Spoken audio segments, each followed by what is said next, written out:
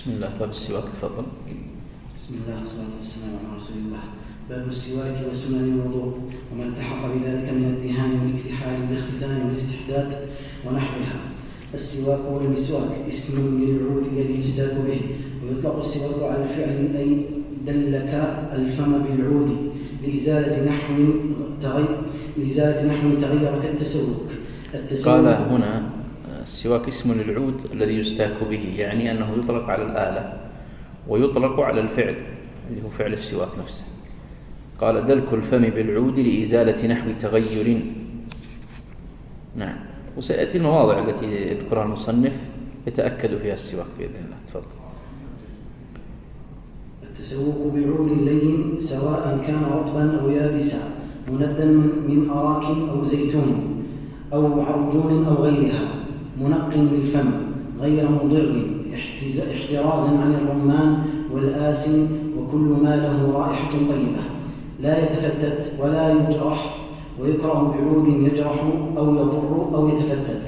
قال التسوك بعود لين سواء كان رطبا أو يابسا مندى، يعني قد يكون هذا السواك رطبا أو يابس لكنه يندى يعني يرطب، من أراك أو زيتون أو عرجون أو غيرها. فالمذهب أن التسوية بين الآلة التي يستاك بها أو العود الذي يستاك به، فيسوى بين أن يكون من أراك أو أن يكون من أي نوع آخر، زيتون أو عرجون. والعرجون قالوا هو شماريخ عذوق النخل، شماريخ عذوق النخل. وقد جاء في رواية ابن مسعود قال كنت أجني لرسول الله صلى الله عليه وسلم سواكا من أراك، فدل على أن النبي صلى الله عليه وسلم كان يستعمل الأراك. وقد أخرج هذا الحديث أبو يعلى والطبراني وحسن إسناده ابن كثير في كتابه إرشاد الفقيه.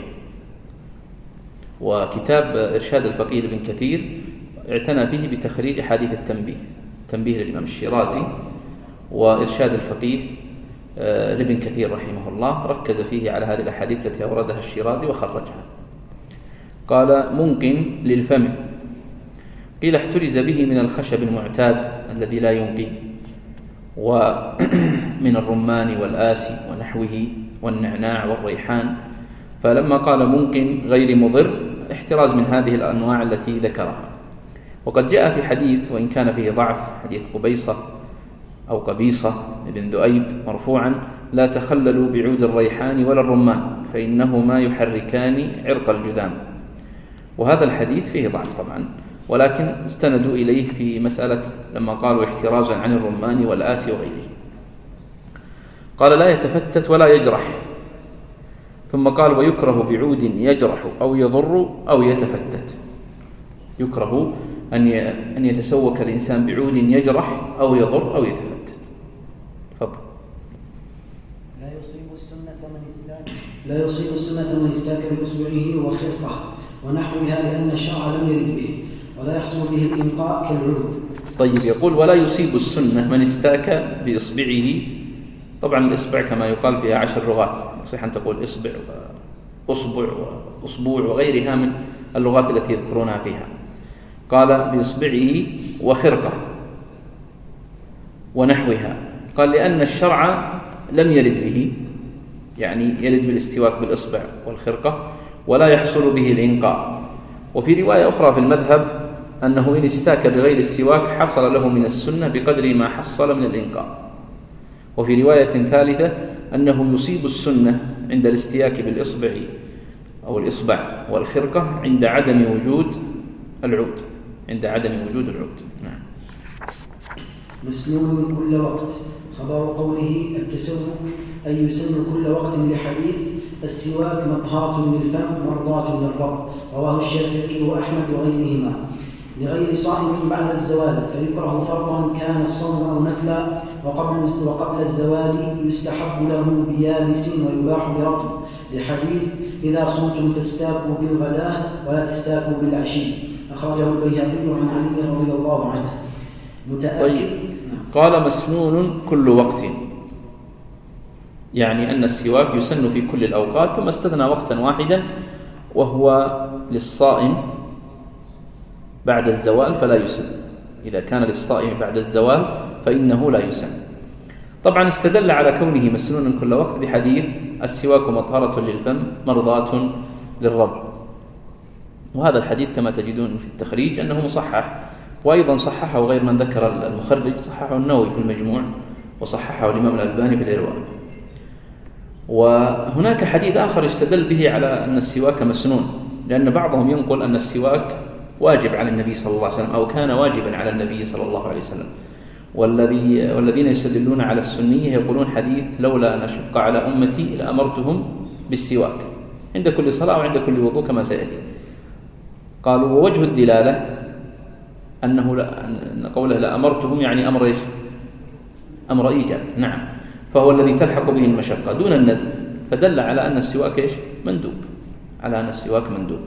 قال لغير صائم بعد الزوال فيكره سواء كان الصوم فرضا أو نفلا، وقبل الزوال يستحب بيابس ويباح برطب.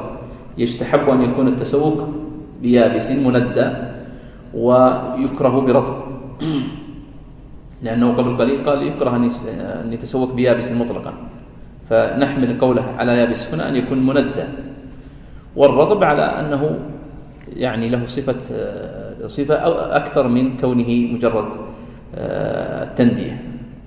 قال لحديث إذا صمتم فاستاكوا بالغداة ولا تستاكوا بالعشي، وهذا الحديث ضعف عند أهل الاختصاص من المحدثين وغيرهم، واستدلوا أيضا بحديث آخر وهو حديث لخلوف فم الصائم أطيب عند الله من ريح المسك.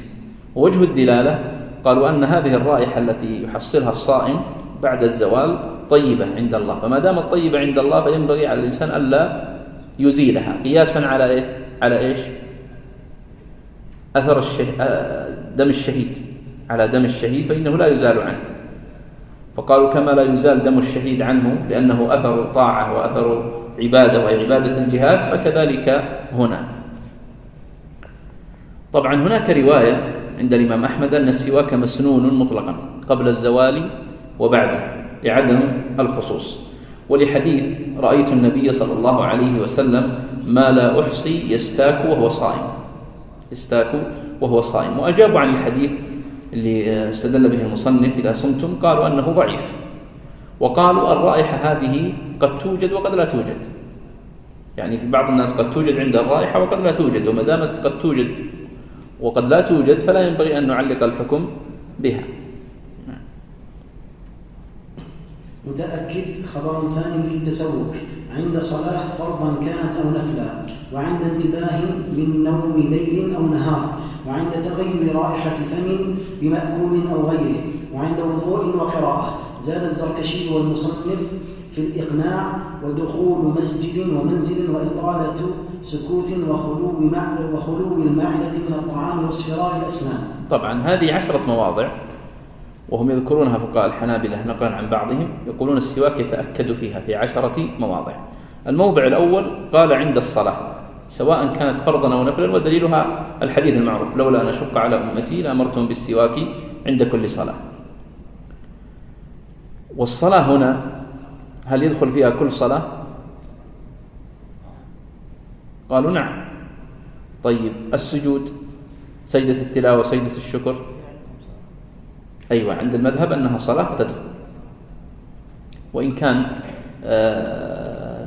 المرداوي رحمه الله في الإنصاف في كتابه الإنصاف صححه هو عدم الدخول، اللي هي السجدة، سجدة التلاوة، سجدة الشكر. ولكن تفضل.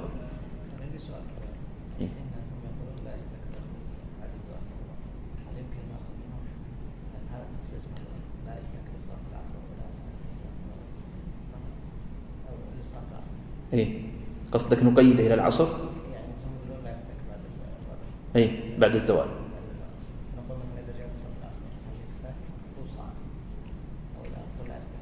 يقال لا يستاك، نعم، على المذهب أنه لا يستاك بعد الزوال إلى أن يفطر. قال وعند انتباه من نوم ليل أو نهار. قالوا والدليل أن النبي صلى الله عليه وسلم كان يشوص فاه بالسواك إذا قام من الليل كان يشوص فاه بالسواك. وعند تغير رائحة فم بمأكول أو غيره للحديث الذي ذكرناه قبل مطهرة للفم مرضاة للرب.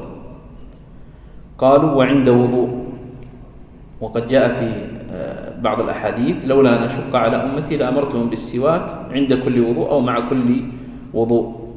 قراءة إيش؟ قرآن، قالوا يدل عليها السواك مطهرة للفم، قالوا وأولى ما يطهر ويطلب التطهير له وكلام الله جل وعلا. زاد الزركشي، صاحب إيش هذا الزركشي؟ شرح الخرقي، نعم.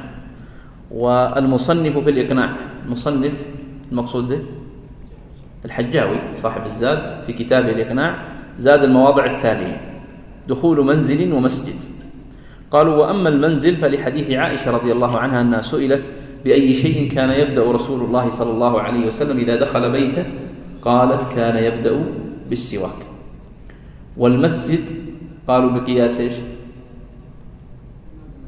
الأولى، يعني إذا كان النبي صلى الله عليه وسلم إذا دخل منزله يبدأ بالسواك ففي المسجد من باب أولى. وإطالة سكوت، قالوا لأن إطالة السكوت يحصل بها تغير رائحة الفم فينبغي التطهير. وخلو المعدة من الطعام، ومثل هذه والتي قبلها يستدل لها بحديث السواك مطهرة. واصفرار الأسنان كذلك يمكن يستدل لها بهذا الحديث. نعم. ويستاك عرض استحبابا بالنسبة إلى الأسنان بيده اليسرى على أسنانه ولثته ولسانه، ويغسل السواك ولا بأس أن يستاك به 2 فأكثر. قال في الرعاية: ويقول إذا استاك اللهم طهر قلبي ومحص ذنوبي. قال بعض الشافعية: ويروي به الإتيان بالسنة مبتدئا بجانب فمه الأيمن، فتسن البداءة بالأيمن في سواك وطهور وفي شأنه كله غير ما يستقدر. نعم. قال هذه كيفية الاستياك، كيف يكون الاستياك: ويستاك عرضا استحبابا بالنسبة إلى الأسنان. سيذكر بعد قليل أن المذهب يستحب السواك على 3: على الأسنان واللسان واللثة، يسمونها اللثة. فما دام أنه يستحب السواك على هذه 3 الأشياء، قالوا ففي الأسنان يكون عرضا بهذه الكيفية. وطولا الأطباء وش يقولون؟ يفرش الإنسان إيش؟ طولا. وأما الفقهاء فيقولون الاستياك يكون عرضا. وبالنسبة للسان كيف يستاك عليها؟ طولا، يستاك طولا. ولذلك قال هنا المصنف استحبابا بالنسبة إلى الأسنان، فيفهم منه أن غير الأسنان كاللسان يستاك طولا. قال بيده اليسرى. طبعا شيخ الإسلام ابن تيمية رحمه الله نقل الاتفاق على ذلك أن الاستياك يكون باليسرى، ولكن الذين جاءوا بعده تعقبوا هذا الاتفاق، لأنهم قالوا وجدت روايات في المذهب وخارج المذهب، فمنهم من يفرق بين سبب الاستياك، فقالوا إن كان الاستياك لإزالة الأذى فيكون باليسرى، وإن كان لتحصيل السنة فيكون باليمنى، هذه رواية. وبعضهم قال باليمنى مطلقا، لأن الاستياك من الطاعات المندوب إليها فيكون باليمنى وليس باليسرى.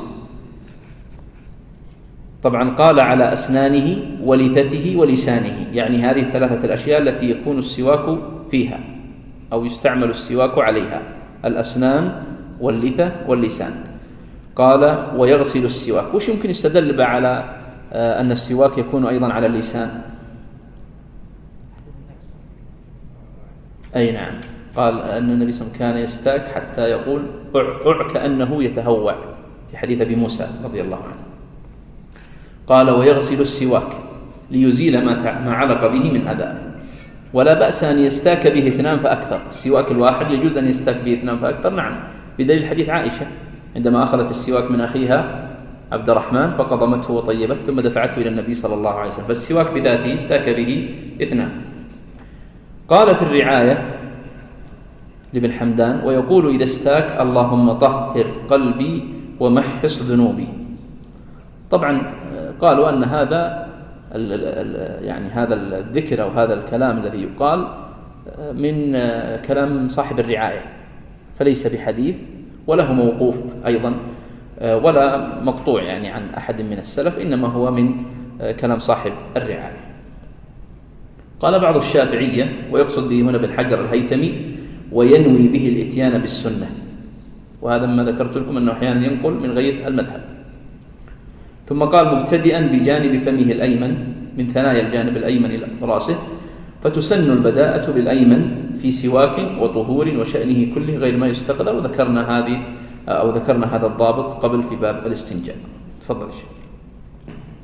ويدهن استحبابا غبا يوما ويدهن استحبابا غبا. نعم.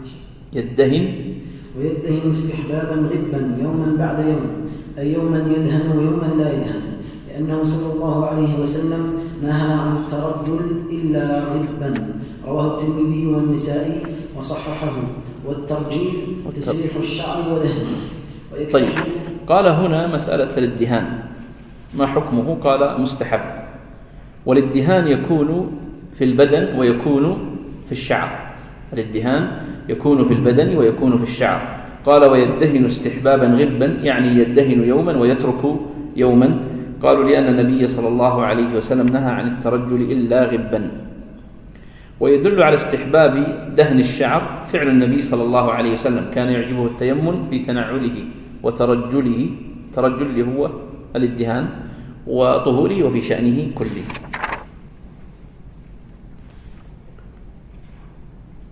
تفضل.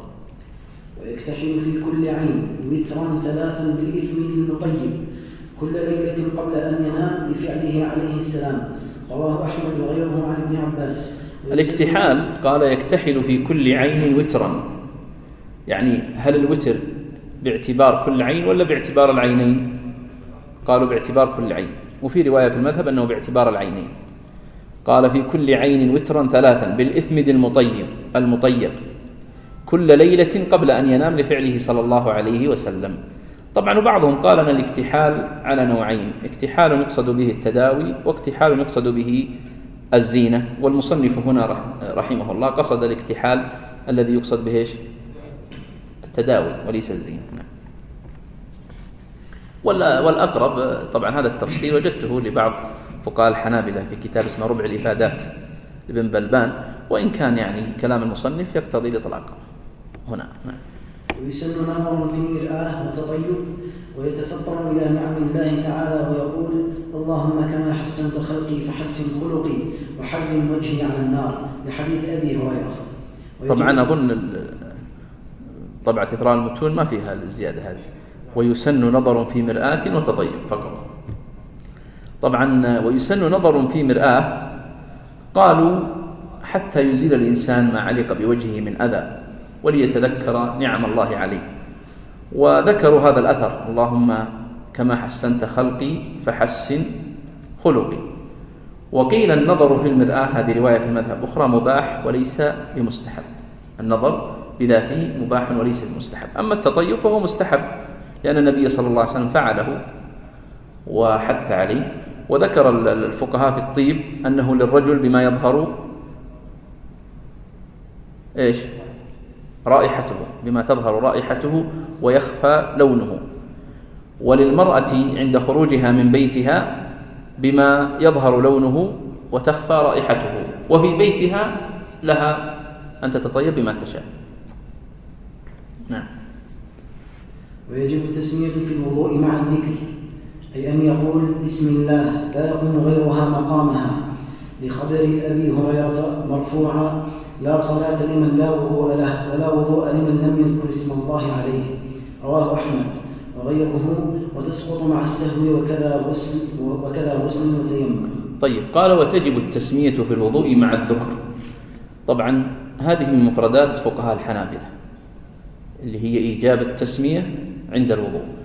وقالوا يقول بسم الله لا يقوم غيرها مقامها، يعني لا يقوم شيء من الألفاظ غير هذا اللفظ.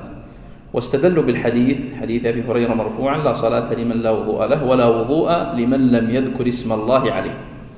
طبعا لا صلاة هنا تعرفون عند أهل الأصول أنهم يقولون هنا دلالة اقتضاء، يعني لا صلاة صحيحة ولا مجزئة ولا كاملة. نعم. فهم يحملونها هنا على صلاة إيش؟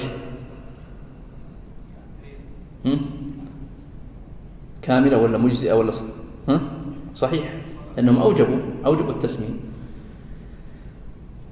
طبعا القول الثاني في المسألة وهي رواية في المذهب أن التسمية مستحبة وليست بواجبة، أن التسمية مستحبة وليست بواجبة، وهذه الرواية الثانية في المذهب موافقة لقول الحنفية والمالكية والشافعية أن التسمية مستحبة. قالوا مما يدل على استحبابها الأحاديث التي وصفت وضوء النبي صلى الله عليه وسلم كحديث عثمان لم ترد فيه التسمية، وكذلك آية الوضوء جاءت مطلقة ولم تذكر فيها التسمية. وقالوا أن هناك قاعدة ذكرها ابن مفلح رحمه الله في النكت على المحرر وكتاب ابن مفلح، أنه إذا ورد حديث ضعيف ولم يكن ضعفه شديدا فإن دل على الوجوب يؤخذ منه الاستحباب، وإن دل على التحريم أخذت منه الكراهة، يعني ننزل رتبة عن دلالته. لماذا؟ لما فيه من ضعف. طيب، قال هنا وتجب التسمية في الوضوء مع الذكر، ثم قال وتسقط مع السهو، وتسقط مع السهو. طبعا التسمية ترد هنا يذكرها فقهاء الحنابلة، ويذكرونها في باب الصيد، ويذكرونها في باب الذبح، ثم يفرقون فيسقطونها هنا بالسهو، وفي باب الذبح ماذا يقولون؟ تسقط. وفي باب الصيد لا تسقط. نعم. دقيقة فقط، هنا قال وكذا غسل وتيمم. وكذا يعني ايش؟ أيوة، يعني التسمية ذكر أنها تجب في الوضوء، وكذا تجب في الغسل الثاني، وكذا في التيمم، ويضيفون موضعين آخرين، يصير عندهم إيجاب التسمية في 5 مواضع. وش الموضعين الآخرين؟ لا، عند غسل يد القائم من نوم الليل الناقض للوضوء، وعند غسل الميت. فهم يقولون هذه 5 مواضع تجب فيها التسمية: في الوضوء، وفي الغسل، وفي التيمم، وعند غسل يدي قائم من نوم ليل الناقض للوضوء، وعند غسل الميت. طيب، قالوا إن تذكر التسمية، لا يزال كلام في التسمية، لو تذكر التسمية أثناء الوضوء. أيوة، نعم، اختلف الإقناع والمنتهى هنا. ففي المنتهى اللي ذكر الشيخ يستأنف، يعني يبدأ من جديد، وفي الإقناع يبني يستكمل. ولكن الفقهاء قالوا المنتهى موافقة للإنصاف، وهو صريح، يعني ما دام أن المنتهى صرح بالاستئناف وفي الإنصاف صرح به فيقدم. أما لو كان في المنتهى مفهوم، كلامه في المنتهى بالمفهوم، وصرح في الإقناع بخلافه تصريحا منطوقا، فيؤخذ بالإقناع. وهذا دائما على نزاع ما أظنه ينتهي في هذه المسألة، ما الذي يقدم ويرجح. تفضل. ويجب الختان عند البلوغ ما لم يخف على نفسه، ذكرا كان أو أنثى أو أنثى. نعم. طبعا هذه المسألة من المسائل التي يمتحن بها أهل التمذهب، يعني بعضهم يقول لا لازم أكون حنبلي ما تجاوز مذهب الحنابلة، فيقال له الحنابلة يوجبون ختان الذكر والأنثى، هل يفعله أم لا؟ نعم. طيب، ما هي الأدلة؟ ما هي أدلة الحنابلة على أن الختان واجب في حق الذكر والأنثى؟ استدلوا بالحديث ألقي عنك شعر الكفر واختتن، قالوا وهذا أمر، والأمر يقتضي الوجوب. واستدلوا بحديث 5 من الفطرة وذكر منها الختان، واستدلوا قالوا أن هذا يتعلق به شرط من شروط الصلاة وهو كمال الطهارة، وما دام كمال الطهارة لا يتحقق إلا بالختان، طبعا هذا في حق الذكر، وإلا في حق الأنثى يمكن أن تكمل طهارة الأنثى بدون الختان. قالوا أيضا من الأدلة على وجوب الختان أنه يستباح لأجله كشف العورة، وما دام يستباح لأجله كشف العورة فإنه يدل أنه واجب. وقالوا أيضا أن فيه إلحاق للضرر بالنفس، وما دام فيه إلحاق للضرر بالنفس فإنه واجب. هذه تقريبا الأدلة التي استدل بها الحنابلة على وجوب الختان. طيب، لماذا سووا بين الذكر والأنثى؟ لعموم الأدلة. وقالوا جاء في الحديث عن النبي صلى الله عليه وسلم إذا مس الختان الختان، إذا مس الختان الختان. المقصود إذا مس الختان الأول من الذكر، الختان الثاني من الأنثى، فدل على المرأة تختتن. فقالوا الأدلة جاءت بالتسوية فنسوي. الرواية الثانية في المذهب أن الختان واجب في حق الذكر، مستحب في حق المرأة. نعم. فالذكر بأخذ جلدة الحشفة، والأنثى بأخذ جلدة فوق محل الإيلاج تشبه عرف الديك، ويستحب أن لا تؤخذ كلها، والخنثى بأخذهما، وفعله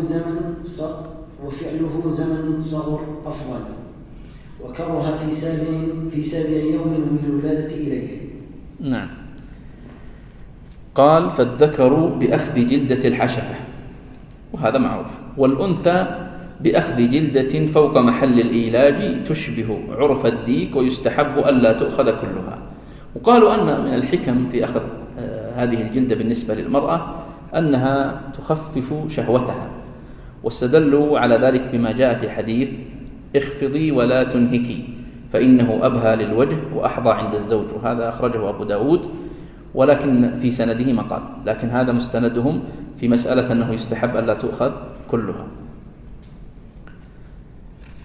وذكرنا قبل قليل الرواية الأخرى في المذهب أن الختان واجب في حق الرجل وليس بواجب في حق الأنثى، وقلنا أن تعلق الطهارة به إنما يكون في حق الرجل. وأما بالنسبة للمرأة فهذا أمر يعني من الكمالات، كون يخفف شهوتها وغلمتها هذا أمر من الكمالات وليس من الواجبات. قال والخنثى بأخذهما، يعني يؤخذ جلدة الحشفة والجلدة التي فوق محل الإيلاج، وفعله زمن صغر أفضل. يعني إذا فعل، طبعا محل وجوب الختان متى؟ محل الوجوب عند البلوغ، هذه ذكره أيوة هنا، ويجب الختان عند البلوغ، فمحل الوجوب عند البلوغ، قبله يستحب، ولذلك قال فعله في زمن صغر أفضل. لا يفهم من قوله يجب عند البلوغ أنه يقول لا أخر الختان البلوغ، لا، لكن يقول متى يجب، يصبح يعني كأنه يقول إذا بلغ الإنسان ولم يختتن فقد أثم لأنه أخل بشرط الطهارة، وهذا أبرز سبب من أسباب وجوب الختان. وفعله زمن صغر أفضل لأنه أقل ألم وأسرع في البر وأيسر في كشف العورة، ففيه مصالح لا تتحقق في الكبر. وكره في سابع يوم ومن الولادة إليه، يقول يكره في سابع يوم أن يوقع الختان في سابع يوم. لماذا؟ تشبه، أحسنت، قالوا لأن فيه تشبها باليهود، وبعضهم قال لأن فيه إلحاقا للضرر، فالمولود إذا كان من أول يوم إلى سابع يوم لا يزال غضا طريا، فربما يلحقه الألم فيؤجل الختان. طبعا هنا لما قال وفعله زمن صغر أفضل، بعض فقهاء الحنابلة ذكروا مواضع تكون السنة فيها أفضل من الواجب، وهذا أحدها. وش المواضع الأخرى؟ الإبراء، أحسنت، إبراء المعسر، والابتداء بالسلام، والتطهر قبل الوقت. هذه 4 مواضع ذكروها بأن السنة فيها قد تكون أفضل من الواجب: الابتداء بالسلام، وإبراء المعسر، والتطهر قبل الوقت، والختان فين؟ في الصغر. نعم.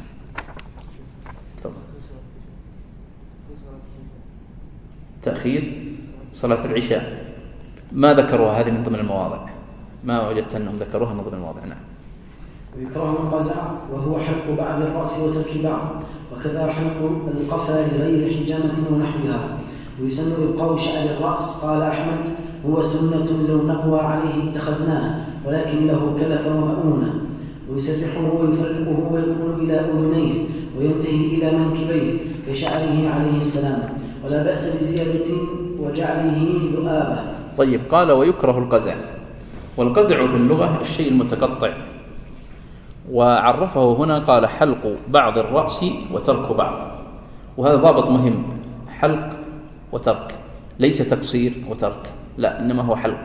ولذلك يقولون هو قد يكون حلق المقدمة وترك المؤخرة، أو العكس، أو حلق مواضع متفرقة، فهذا يشمله كله أنه يوصف بالقزع. طبعا قالوا أن النبي صلى الله عليه وسلم رأى غلاما حلق بعض رأسه وترك بعضه، فقال لوليه احلقه كله أو اتركه كله، نعم. وأما تقصير الشعر فإن كان فيه تشبه بالكفار، إذا لم يكن فيه تشبه فهو على أصل الإباحة، وإن كان فيه تشبه بالكفار فعلى المذهب أنه مكروه ولا حرام؟ ليش؟ أحسنت، لأن فقهاء الحنابلة يرون أن التشبه بالكفار على الكراهة إلا في موضعين: لبس الصليب ولبس اللباس الخاص بالكفار. قرره صاحب الإقناع في كتاب الجهاد، ذكر أن التشبه بالكفار مكروه إلا في موضعين: لبس الصليب ولبس لباس خاص بالكفار.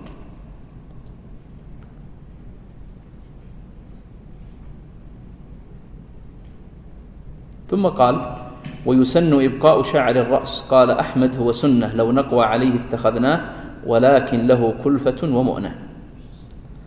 قالوا: النبي صلى الله عليه وسلم كان مبقيا لشعره وكان يرجله، وفي حديث أنس: ما رأيت من ذي لمة في حلة حمراء أحسن من رسول الله صلى الله عليه وسلم. ولذلك اختلف العلماء في حكم حلق الرأس في غير النسك. يعني ما الحكم أنك تحلق رأسك في غير نسك، يعني في غير عمرة أو حج؟ فمنهم من ذهب إلى الإباحة ومنهم من ذهب إلى الكراهة، ولم يذهبوا إلى استحبابه، وإنما هو مستحب في النسك. طبعا مستحب هذا وصف زائد، وإلا فإنه في النسك إيش؟ ركن ولا واجب؟ واجب. نعم. قال: ويسن إبقاء شعر الرأس. قال أحمد: هو سنة، لو نقوى عليه اتخذناه، ولكن له كلفة ومؤنة، ويسرحه ويفرقه. طبعا قال الإمام أحمد رحمه الله: أحصيت 13 من أصحاب النبي صلى الله عليه وسلم كان لهم شعر، فذكر أبا عبيدة وعمار والحسن والحسين. هذا منقول عن الإمام أحمد رحمه الله. قال: ويسرحه ويفرقه، ويكون إلى أذنيه وينتهي إلى منكبيه، لأنه جاء في بعض الروايات: له شعر يضرب إلى منكبيه، وفي بعضها يبلغ شحمة أذنيه. قال: كشعره صلى الله عليه وسلم، ولا بأس بزيادة وجعله ذؤابة. ولا بأس بزيادة، إيش يعني؟ يزيد عن، أحسنت، وجعله ذؤابة يعني ضفيرة، وهناك الذؤابة وهناك العقيصة.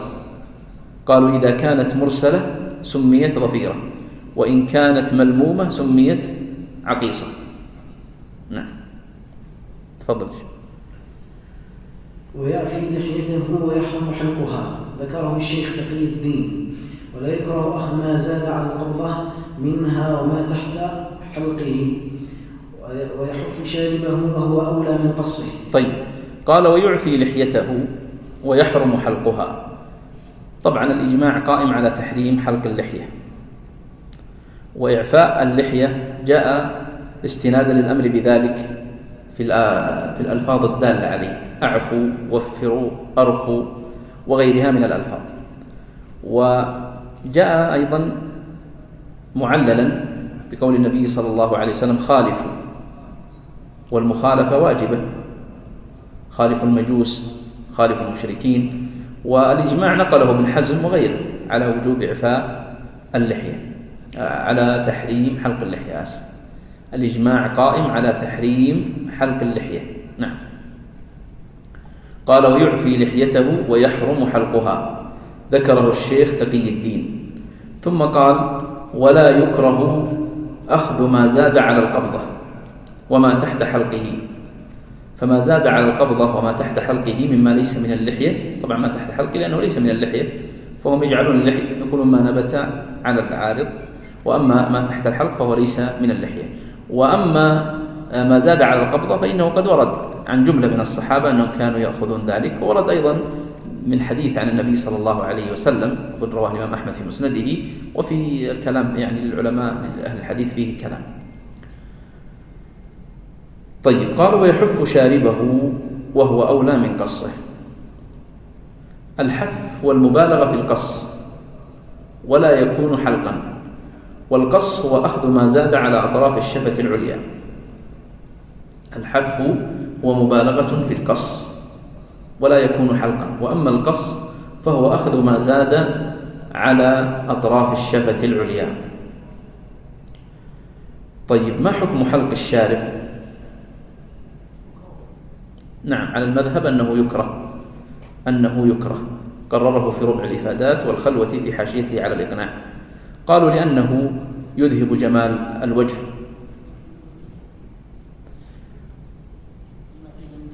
نعم، ذكر هذا عن الإمام مالك رحمه الله. نعم. وأيضا قالوا أن بقاء شعر الشارب فيه تشبه بالمجوس والمشركين وسبب لتجمع الأوساخ ونحوها، فلذلك يسن الإنسان أن يحفه كما ذكر المصنف. تفضل. ويقلم أظافره مخالفا وينتف إبطه ويحلق عانته وله إزالتها بما شاء. والتنوير فعله أحمد في العورة وغيرها، ويتم ما يزيله من شعره وظفره ونحوه، ويفعله كل أسبوع يوم الجمعة قبل الزوال، ولا يتركه فوق 40 يوما. وأما الشارب ففي كل جمعة. طبعا الشعور التي في الإنسان ذكرنا يعني جملة من أحكامها، فمنها ما يستحب إبقاؤه كما ذكرنا شعر الرأس من قوي عليه، ومنها ما يستحب حفه كالشارب، واللحية مما يستحب إعفاؤه، ومنها ما يطلب حلقه وهو العانة، ومنها ما يطلب نتفه وهو الإبط. فهذه أحكام تتعلق بهذه الشعور، ولذلك قال هنا ويقلم أظفاره مخالفا، لأنه جاء في الحديث الفطرة 5. وما معنى قوله مخالفا؟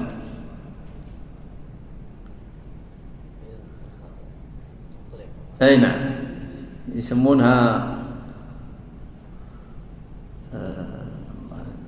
يجمعونها في كلمة كذا، أو خست أو كذا أو خسر، خواسق. يقولون يبدأ بأصابع اليد اليمنى، هذا معنى مخالفا، الخنصر ثم الوسطى ثم الإبهام ثم السبابة ثم البنصر، خواسق، يعني الخنصر الوسطى الإبهام السبابة البنصر. وفي اليسرى يبدأ بالعكس، الإبهام ثم الوسطى ثم الخنصر ثم السبابة ثم البنصر. طبعا هذه اجتهاد وليس فيها توقيف، يعني هذا العمل، لكن هذا معنى قول المصنف مخالفا. إيه؟ يقولون أو خسب، يقولون في اليمنى خواسب وفي اليسرى أو خسب. أي نعم. لا اجتهاد. قال ويحلق عانته، وقد ذكرنا الحديث على ذلك. تفضل يا شيخ، تفضل. وله إزالته بما شاء. والتنوير فعله أحمد في العورة وغيرها، له إزالته يعني العانة بما شاء، وهذه الشعور السابقة كالإبط. ويدفن ما يزيله من شعره وظفره ونحوه، لما ورد عن ابن عمر.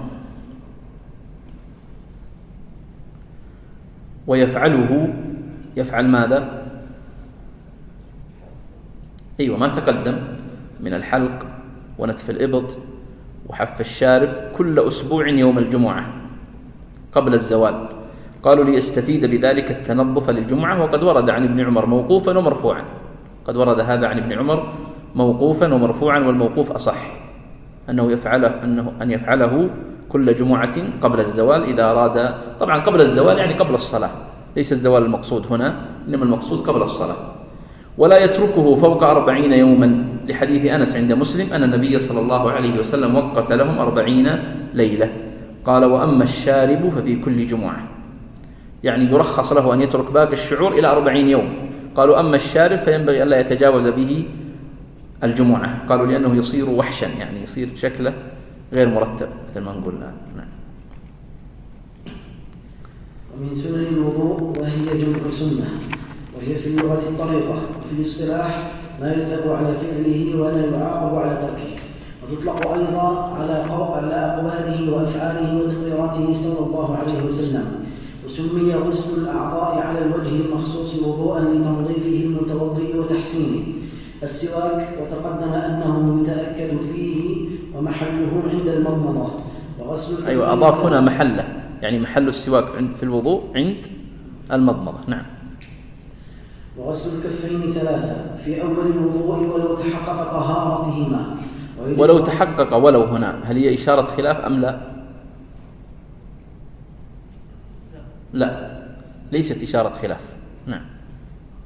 ويجب غسلهما 3 بنية وتسمية من نوم ليل ناقض للوضوء لما تقدم في أقسام الماء، ويسقط غسلهما والتسمية سهوا. طبعا وجوب الغسل هنا غسل اليدين 3 هذا من المفردات أيضا. نعم. وغسلهما لمعنى فيهما، فلو استعمل الماء ولم يدخل يده في الإناء لم يصح وضوءه وفسد ماءه. وش معنى وفسد الماء؟ تنجس؟ أيوة، تسلب طهوريته ويصبح طاهرا. نعم. ومن سنن الوضوء البداءة قبل غسل الوجه بمضمضة ثم استنشاق. هذه السنة الثالثة. طبعا وذكر السواك وغسل الكفين 3. نعم. ثم ذكر البداءة بالمضمضة ثم الاستنشاق. نعم. 3 بيمينه واستنثاره بيساره. ومن سننه المبالغة فيهما، أي في المضمضة والاستنشاق لغير صائم فتكره. والدليل على هذا معروف حديث لقيط بن صبرة: وبالغ في الاستنشاق إلا أن تكون صائما. نعم. والمبالغة في المضمضة إدارة الماء بجميع فمه، وفي الاستنشاق جذبه بنفس إلى أقصى الأنف. جذبه بنفس إلى أقصى الأنف. وفي بقية الأعضاء ذلك ما ينبو عنه الماء للصائم وغيره. طبعا هنا يريد أن يبين لك ما معنى المبالغة. إذا قلنا وبالغ ما معنى المبالغة؟ قال المبالغة في المضمضة إدارة الماء بجميع فمه. طبعا المضمضة تشتمل على وضع الماء في الفم ثم تحريكه ثم مجه، فمن فعل هذه 3 فقد حصل إيش؟ المبالغة. ومن فعل 2 فقد أجزأه هذا الفعل. يعني لو أنه أدخل الماء ولم يحركه، أدخله ثم لفظه، أجزأه. نعم. هذا في المضمضة المبالغة. قال وفي الاستنشاق جذبه بنفس إلى أقصى الأنف.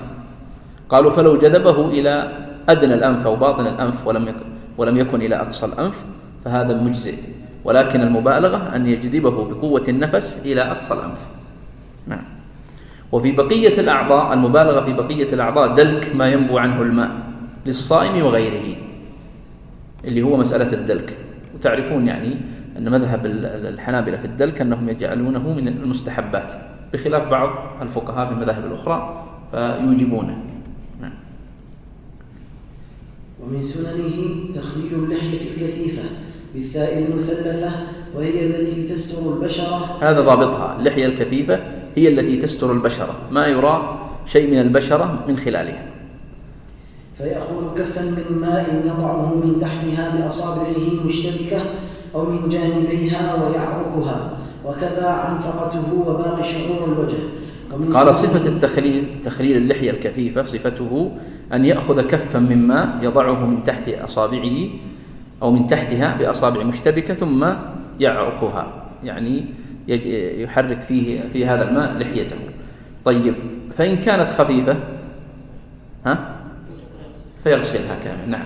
قال وكذا عنفقه وباقي شعور الوجه، يعني إذا كانت كثيفة أو خفيفة يتعامل معها بمثل هذا.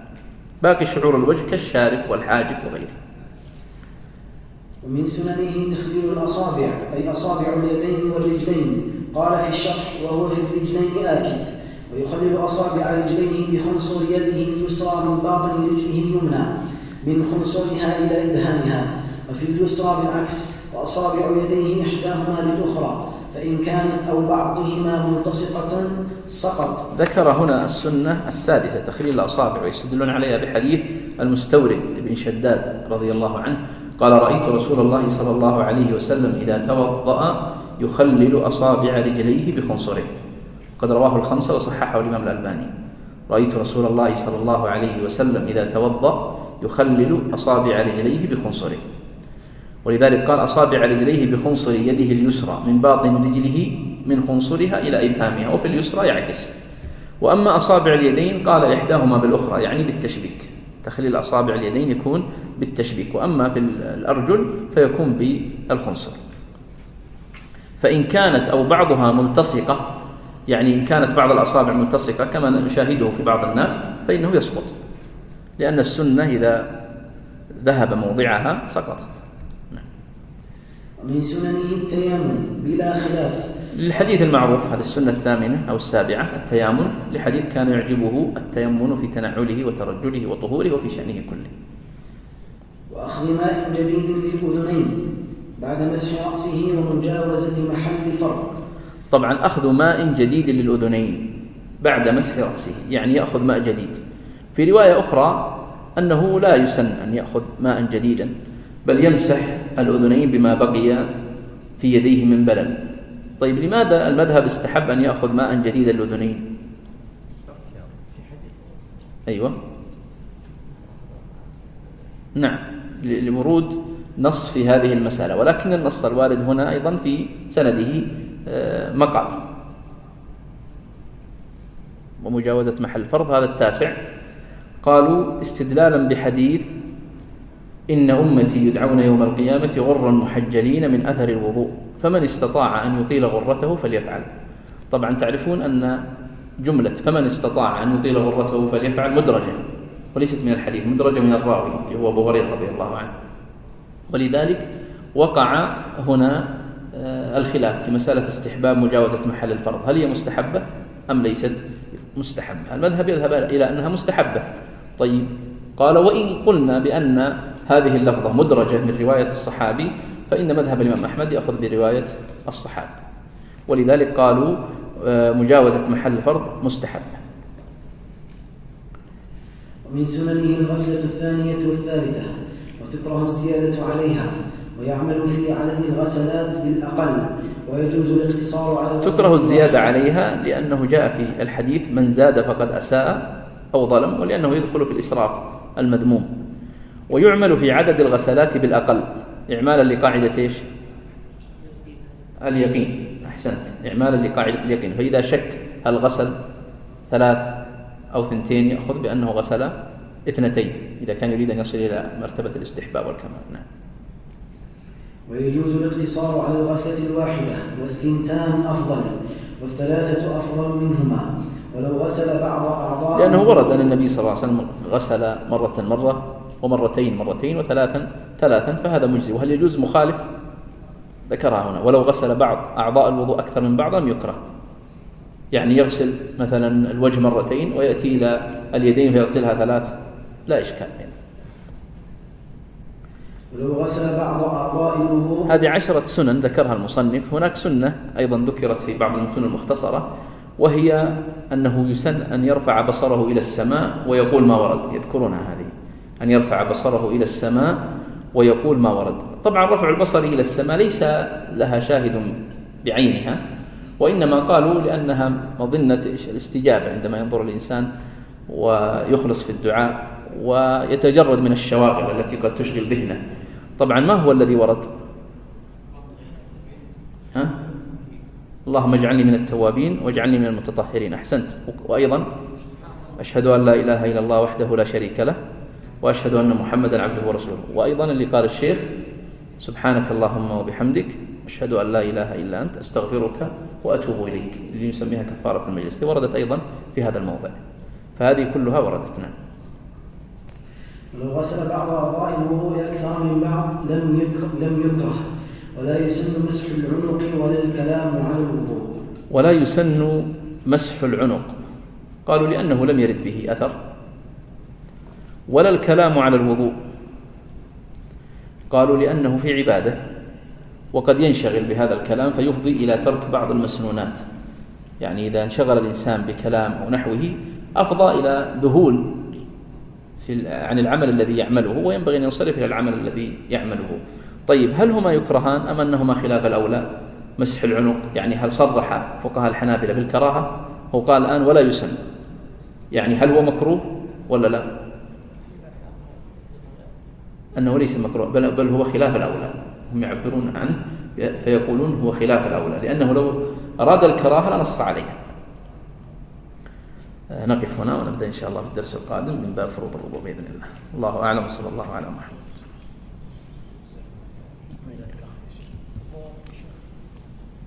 الضوابط نذكرها إن شاء الله في الدرس القادم، ولا هي موجودة، وفي بعضها قواعد أصولية أيضا نستفيد منها إن شاء الله، مثل النكرة في سياق النفي وتكليف الناس وغيره، لكن إن شاء الله نبتدئ بها في بداية الدرس القادم.